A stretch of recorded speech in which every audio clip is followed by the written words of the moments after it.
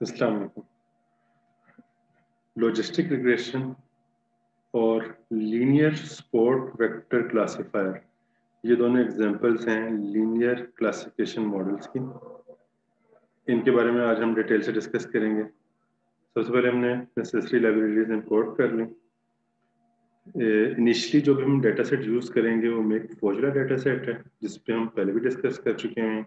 इसमें हमारे पास दो फीचर्स थे, x1 और y1, और हमारे पास यहाँ पे टू क्लासेस हैं।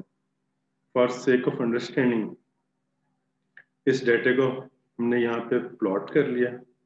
प्लॉट करने के बाद अब हमारा अल्टीमेट ऑब्जेक्टिव क्या है? अल्टीमेट ऑब्जेक्टिव ये है कि हम एक ऐसा क्लासिफिकेशन सिस्टम बिल्ड करना चाह रहे हैं जो कि डिसीजन बाउंड्री प्लॉट करे, और वो डिसीजन बाउंड्री क्या हो, जो मैक्सिमम पॉइंट्स को क्लासिफाई कर रही हो। और अभी हम क्योंकि लीनियर मॉडल्स की बात कर रहे हैं, तो लेट्स से ये एक डिसीजन बाउंड्री हो जो कि बता रही हो कि इसके एक साइड से पे रेड कलर है और उसके दूसरी साइड पे ब्लू पॉइंट्स हैं।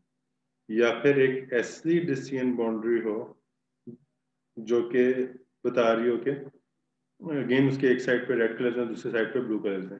तो मेन ऑब्जेक्टिव क्लासिफिकेशन एल्गोरिथम का क्या है कि दो डिफरेंट पॉइंट्स को, दो डिफरेंट एग्जांपल पॉइंट्स हैं क्लासेस की, उनके दरमियान डिसीजन बाउंड्री प्लॉट करना। अगर लीन मॉडल कम्प्लेक्स है होगा तो हो सकता है डिसीजन बाउंड्री कुछ इस तरीके, सॉरी, अगर हमारे पास ये एग्जाम डाटा कम्प्लेक्स होगा तो पॉसिबिलिटी है कि हमारे पास जो डिसीजन बाउंड्री बिल्ड हो रही हो वो कुछ इस तरीके से हो रही हो। तो ये डिपेंड करता है कि आप किस तरह का मॉडल बिल्ड कर रहे हैं। नेक्स्ट एग्जांपल में हम दो मॉडल्स को देखेंगे, दैट इज लॉजिस्टिक रिग्रेशन और लीनियर सपोर्ट वेक्टर क्लासिफायर। सो डाटा सेट जो हम यूज करेंगे क्लासिफिकेशन के लिए वो यही है। अब इस पीस ऑफ कोड को देख लेते हैं कि ये पीस ऑफ कोड क्या कर रहा है। लॉजिस्टिक रिग्रेशन की लाइब्रेरी को इंपोर्ट कर लिया, लीनियर एसवीसी की को इंपोर्ट कर लिया, और देन डाटा सेट जो है मेक फॉज वाला, उसमें हमने एक्स और वाई, एक्स में तमाम फीचर्स प्लेस कर दिए और वाई में उनके रिस्पेक्टिव क्लासेस। और देन अब हम एक्स और वाई के लिहाज से मॉडल फिट कर रहे हैं और उनको प्लॉट करके देख रहे हैं। यहाँ पे आप देखिए, ये वो चीज़ें जो हम डिस्कस कर रहे थे कि इस पर्टिकुलर एग्जाम्पल में हमने जो क्लासिफायर यूज किए हैं वो दो क्लासिफायर यूज किए हैं। First one is linear SVC और दूसरा है लॉजिस्टिक रिग्रेशन। एक्स एक्सिस पे आपके पास पहला फीचर है, Y axis pay feature one है, सो फीचर जीरो और फीचर वन। और लीनियर एसवीसी के थ्रू जब हमने मॉडल बिल्ड किया तो ये एक डिसीजन बाउंड्री बिल्ड हुई। इस डिसीजन बाउंड्री के थ्रू हम बता रहे हैं कि उसके एक साइड पे रेड पॉइंट्स हैं, दूसरी साइड पे ब्लू पॉइंट्स हैं। इसकी एक्यूरेसी क्या है उसको हम बाद में डिस्कस करते हैं। सिमिलरली यहाँ पे स्ट्रेट लाइन ड्रॉ की क्योंकि मॉडल लीनियर था और हमने स्पेसिफाई कर दिया। तो different models different decision boundary draw कर सकते हैं। हो सकता है एक डिसीजन बाउंड्री इस तरीके से हो सकता है एक डिसीजन बाउंड्री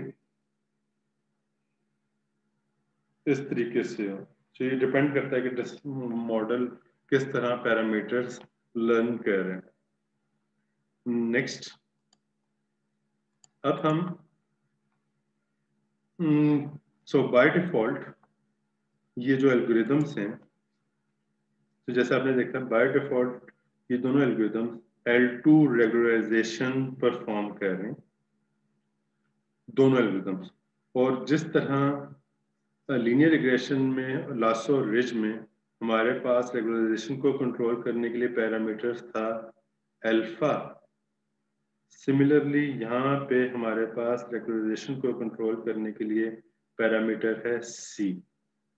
लेकिन ये इनवर्सली बिहेव करते हैं, अल्फा और सी। मींस अगर आप यहाँ पे देखिए, for logistic regression and linear SVC the trade off parameter that define the strength of the regularization is सी.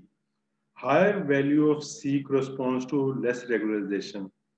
सो अगर सी की वैल्यू बहुत ही हाई रख ली है, हाई, तो वो इंडिकेट कर रहा है कम रेगुलराइजेशन हो रही है, जबकि अल्फा के केस में लेस वैल्यू इंडिकेट कर रहा था उस कम वैल्यू के वो लेस रेगुलराइजेशन को। आपको याद होगा अल्फा की वैल्यू हम बहुत कम कर देते थे तो ऑटोमेटिकली वो लीनियर रिग्रेशन वाला फिनोमिना आ जाता था और हमारे पास वैल्यूज रेगुलराइज नहीं होती थी, जबकि यहाँ पे हमें सी की हाई वैल्यू रख के हमें रेगुलराइजेशन को अचीव करना है। सो व्हेन हाई वैल्यू रखते हैं तो हमारे पास कम रेगुलराइजेशन होती है। So when using a high value of parameter C, logistic regression and linear SVC try to fit the training set as best as possible। Means अगर हम C की high value रख रहे हैं तो हमारा मॉडल ट्रेनिंग डाटा पे बहुत अच्छे रिजल्ट्स दे रहा है, मीन्स हमारा मॉडल ओवरफिट हो रहा है। While the low values for the C, the model put more emphasis on finding a coefficient that is close to the zero। और अगर हम C की कम वैल्यू रखेंगे तो वो इस चीज पे एम्फेसाइज करेगा कि मॉडल जनरलाइज हो और जो कोफिशिएंट्स हैं उनकी वैल्यू को नियर टू जीरो करने की कोशिश करेगा। सो अब नेक्स्ट देखते हैं सी का इम्पैक्ट, जो हमारे पास रेगुलराइजेशन फैक्टर है दैट इज सी, उसका इम्पैक्ट क्या आ रहा है। यहाँ पे अब देखिए सी की वैल्यू है 0.01, यहाँ पे हमारे पास है सी की वैल्यू 10 और यहाँ पे सी की वैल्यू है 1000। जब हमने सी की वैल्यू 0.01 प्लेस करके मॉडल बिल्ड किया तो हमारे पास डिसीजन बाउंड्री की शेप इस तरीके से आ रही है, और जैसे ही हमने सी की वैल्यू को इंक्रीज किया तो डिसीजन बाउंड्री की शेप ये आ गई।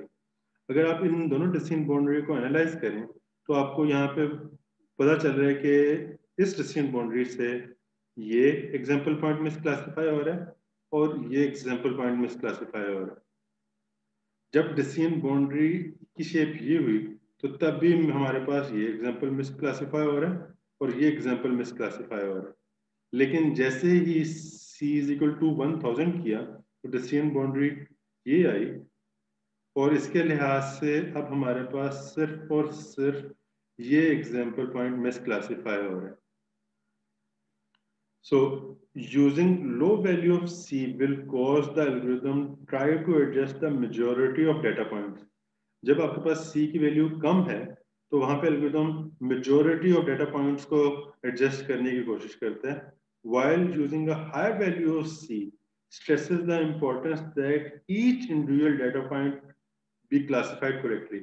और जैसे जैसे आप C की वैल्यू को इंक्रीज करते जाएंगे वो इस चीज को एम्फेसाइज करेगा कि सारे के सारे पॉइंट्स क्लासीफाई हो। लेकिन अब यहाँ पे आपका माइंड में क्वेश्चन आ रहा होगा कि फिर ये क्यों नहीं क्लासीफाई हो रहा, क्योंकि हमारे पास मॉडल लीनियर है। तो यूजिंग स्ट्रेट लाइन मैक्सिमम हम यही एक्यूरेसी अचीव कर सकते थे, अदरवाइज हमें अपने मॉडल को मजीद कम्प्लेक्स करना पड़ेगा। तो अब यूजिंग लीनियर मॉडल ये किसी भी सूरत में उसको हम ठीक क्लासीफाई नहीं कर सकते। सो यही डिस्कशन आगे एक्सप्लेन भी की हुई है। नेक्स्ट अब हम यहाँ पे ब्रेस्ट कैंसर का डेटा सेट लेंगे और उस डेटा सेट पे देखते हैं कि हमारे पास मॉडल के रिजल्ट्स कैसे आ रहे हैं। अगर आप इसको एनालाइज करें तो आप देखिए हमने यहाँ पे ब्रेस्ट कैंसर का डेटा सेट लिया। आपको याद होगा ब्रेस्ट कैंसर के डेटा सेट में हमारे पास अगेन 2 क्लासेस थी, बिनाइन था और मैलिग्नेंट था। उसको इंपोर्ट कर लिया, डाटा को 2 पार्ट्स में डिवाइड कर लिया और लॉजिस्टिक रिग्रेशन के थ्रू मॉडल को फिट किया और हमने फिर ट्रेनिंग डाटा पे भी स्कोर कंप्यूट कर लिया और टेस्टिंग डाटा पे भी स्कोर कंप्यूट कर लिया। और अगर आप स्कोर को ऑब्जर्व करें तो ट्रेनिंग डाटा और टेस्टिंग डाटा पे जो स्कोर है वो काफ़ी ज़्यादा क्लोज है। अच्छे रिजल्ट्स तो अच्छे आ रहे हैं लेकिन ये काफ़ी ज़्यादा क्लोज है। चांसेस ये हैं, आपको आपको याद होगा कि आमतौर पे जब हमारे पास ट्रेनिंग डाटा और टेस्टिंग डाटा के स्कोर या एक्यूरेसी क्लोज क्लोज आ रही हूँ तो चांसेस हैं कि मॉडल अंडर फिट है, मॉडल अंडर फिट है। और अभी जो मॉडल ट्रेन हुआ है वो डिफॉल्ट सेटिंग से है, दैट इज सी की value 1, so provides a good score. So with 95% accuracy of both training data and test data, as training and test performance are very close, तो ये भी एक इंडिकेटर है कि मॉडल अंडरफिट हो सकता है. अगेन इंडिकेटर है, इस वजह से मैं इंडिकेटर कह रहा हूँ कि दोनों की एक्यूरेसीज बहरहाल काफी अच्छी हैं. इस चीज को जरा दोबारा से वैलिडेट कर लेते हैं. अब इसको वैलिडेट करने के लिए अब हम क्या करेंगे, हम C की वैल्यू को चेंज करके C की वैल्यू 100, C की वैल्यू 0.1 प्लेस करके देखते हैं कि क्या ये जो एक्यूरेसीज आ रही हैं for C is equal to 1 ये ठीक है या मॉडल अंडरफिट है. नेक्स्ट पीस ऑफ कोड को रन करते हैं तो आपको काफी हद तक चीजें क्लियर हो जाएंगी. यहाँ पे आप देखिए ये जो रिजल्ट्स आए थे ये आए थे C is equal to 1, C is equal to 100 के लिहाज से रिजल्ट्स हमारे पास और C इज इक्वल टू 0.1 के लिहाज से हमारे पास रिजल्ट्स आ रहे हैं. और इसको हम एनालाइज कर लेते हैं. एक बार दोबारा देखिएगा, ये जो ऊपर रिजल्ट्स हैं ये आ रहे हैं C इज इक्वल टू 1 के लिहाज से, जबकि नीचे जो रिजल्ट्स आ रहे हैं ये आ रहे हैं हमारे पास using C is equal to 100 के लिहाज से. अब अगर आप इन दोनों रिजल्ट्स को कंपेयर करें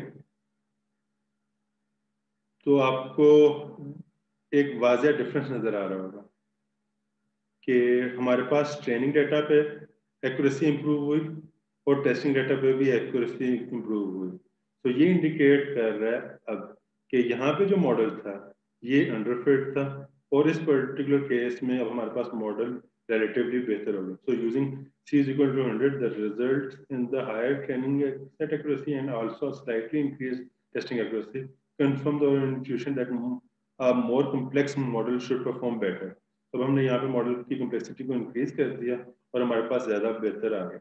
और जब हमने C is equal to 0.01 किया तो हमारे पास मॉडल और ज्यादा अंडरफिट हो गया. तो मॉडल ने ट्रेनिंग और टेस्टिंग दोनों पे और पुअर परफॉर्म करना स्टार्ट कर दिया.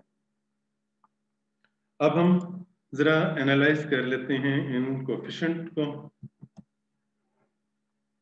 जिसका हमने पहले डिस्कस किया कि बाय डिफॉल्ट जो रेगुलराइजेशन यूज हो रही है वो है L2 रेगुलराइजेशन और ये पैरामीटर है जो कि उसको चेंज कर रहे हैं. अब यहाँ पे आप देखिए अगर आप इसको एनालाइज करें तो हमारे पास L2 रेगुलराइजेशन से जो कोएफिशिएंट्स आ रहे हैं C की वैल्यू 1, C की वैल्यू 100 और C की वैल्यू 0.01 पे उसको एनालाइज कीजिए. आपको याद है अल्फा के केस में रिज और लासो में जो हमारे पास अल्फा है वो कंट्रोल कर रहा था वैल्यू और अल्फा की कम वैल्यू में हमारे पास जो फीचर्स के जो हमारे पास यहाँ पे वेट्स थे वो ज्यादा स्कैटर्ड थे. और जैसे जैसे हम अल्फा की वैल्यू को इंक्रीज करते जाते थे तो हमारे पास जो फीचर पेनलाइज होते जाते थे और जो कोफिशिएंट्स हैं वो नियर टू जीरो मूव करना शुरू कर देते थे.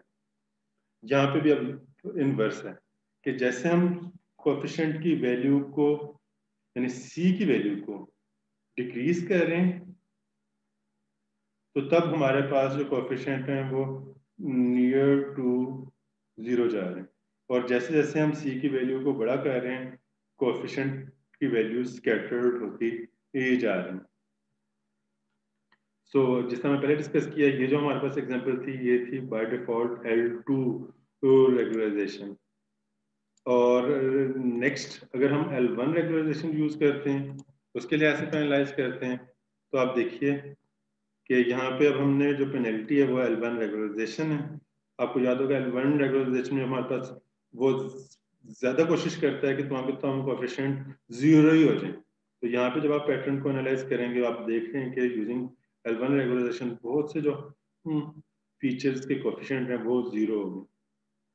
सो होपफुली आपको काफ़ी हद तक अंडरस्टैंडिंग बिल्ड हो चुकी होगी कि लॉजिस्टिक रिग्रेशन और लीनियर एसवीसी किस तरीके से काम करते हैं, और उनमें हमारे पास जो ऑप्शंस हैं दैट इज L1 रेगुलराइजेशन और L2 रेगुलराइजेशन, और हमारे पास जो कंट्रोलिंग पैरामीटर है दैट इज सी को यूज करते हुए हम उसको देख सकते हैं, जबकि हमारे पास लीनियर रिग्रेशन लासो रिज में अल्फा सी और अल्फा इनवर्सली बिहेव करते हैं।